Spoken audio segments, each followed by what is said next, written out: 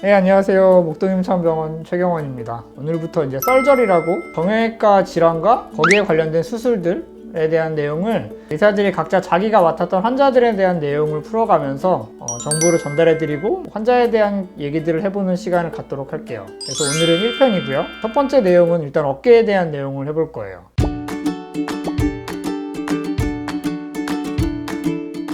제일 흔한 병, 나도 생길 수 있고 내 엄마도 생겼었고 내 친구도 생길 수 있는 오십견에 대한 내용을 해보겠습니다. 오십견이라고 하는 병은 사실은 오십견은 진단명은 아니에요. 유착성 관절낭염, 석회성 건염, 회전근개 힘줄염, 회전근개 파열 이런 거를 보통 오십견이라고 부르는데 그 중에서 제일 흔한 유착성 관절낭염이 사람들한테 오십견이라고 알려지고 있어요. 일단 이름을 뜯어보면은 유착성 관절낭염이에요. 관절낭이라고 하는 거는 모든 관절에 있는데 이 관절낭에 관절낭염, 염증이 생긴 거죠. 근데 어떻게 염증이 생겼냐? 염증이 생기면서 유착이 생긴 거예요. 들러붙은 거죠, 관절에. 보시면은 여기가 관절이에요. 여기를 관절와라고 부르고 여기를 관절낭이라고 하는 주머니가 이렇게 싸고 있는 거죠. 이게 원래는 이렇게 늘어나면서 팔이 움직여져야 되는데 두꺼워져 있으면은 이제 팔이 들려고 하는데 안 들어지는 거예요. 유착성 관절염은 내가 들어도 안 올라가고 남이 들어도 안 올라가고 뭐 이런 얘기를 들으실 건데 내가 팔을 어디 범위 이상 넘어가려고 하면은 통증이 계속 생긴다. 근데 그게 어느 범위로 넘어가든지 간에 통증이 생긴다 하면은 유착성 관절낭염을 사실 의심을 해보셔야 되죠. 이 어깨 MRI를 보고 계신 건데요. 원래 밑에 쪽으로 관절낭이라고 하는 주머니가 얇게 보이고 관절 주머니가 크게 길게 늘어져 있는 걸 봐야 되는데 지금 보면은 여기 관절 주머니의 두께가 두꺼워져 있고 관절낭이 쪼그라들어 있는 걸 볼 수 있어요. 얇은 망만 존재해야 되는 곳에 하얀색으로 보이는 염증이 심하게 보이죠. 이게 보이면은 저희는 환자분들한테 유착성 관절낭염이라고 진단을 내립니다. 그래서 이제 사실은 이런 환자분들은 되게 많이 오세요. 실제로 하루에도 저한테 수십 명씩 진료를 보고 뭐 내시경 수술을 하는 경우도 있고 아니면은 도치를 하는 경우도 있는데 제가 설명드리려고 하는 분은 42세 여자 환자분이셨어요. 다른 분들처럼 딴 병원에서 6개월 동안 치료를 받으셨고 도치를 꾸준하게 했는데도 치료가 너무 호전이 없으니까 저한테 오셨죠. 팔을 드는 각도가 솔직히 제가 말씀드리면 요 120도에서 130도가 넘어가고 나면은 그래도 운동 치료가 조금 효과적이에요. 근데 이분 같은 경우에는 채 90도가 안 되셨거든요.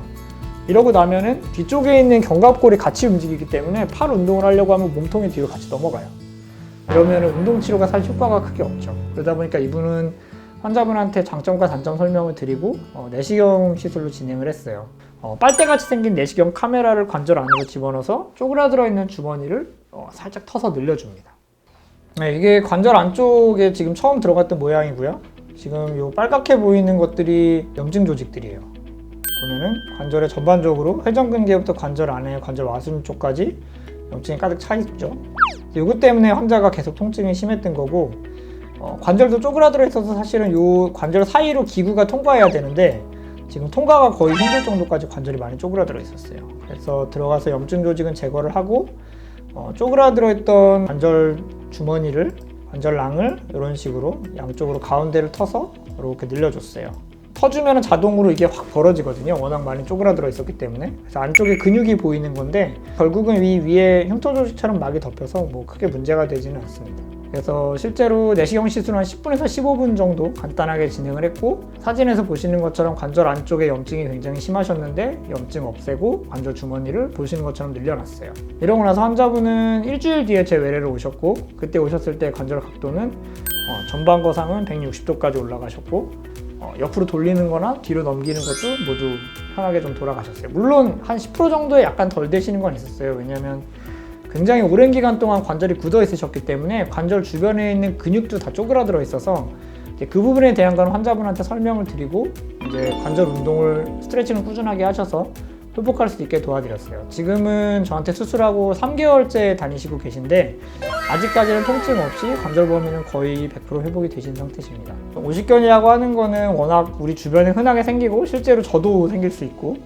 그러다 보니까 사실은 조금 자세하게 정보를 알려드리는 게 좋겠다고 생각은 했어요. 적어도 보신 분들이 이거 나는 유착성 관절낭염이 생긴 것 같은데? 라고 생각을 하셔야 그래도 병원에서 의사를 찾거나 아니면 가면 의사가 이런 치료를 권하겠구나 이런 생각을 하실 수 있으니까 이러면 병원에 가야겠구나 이런 생각을 하시면 될 것 같고요. 스트레칭 운동이나 그 이후의 치료에 대한 거는 의사 판단에 맞춰서 치료를 가시는 게 좋을 것 같습니다. 지금까지 썰저리 1편 어깨 유착성 관절낭염에 대한 내용이었고요. 지금 보신 내용이나 혹은 다른 문제에 관하신 것도 혹시 궁금하신 점이 있으시면은 댓글 남겨주시면은 성심성의껏 대답해 드리도록 하겠습니다. 그리고 아시죠? 구독, 좋아요 부탁드립니다. 감사합니다.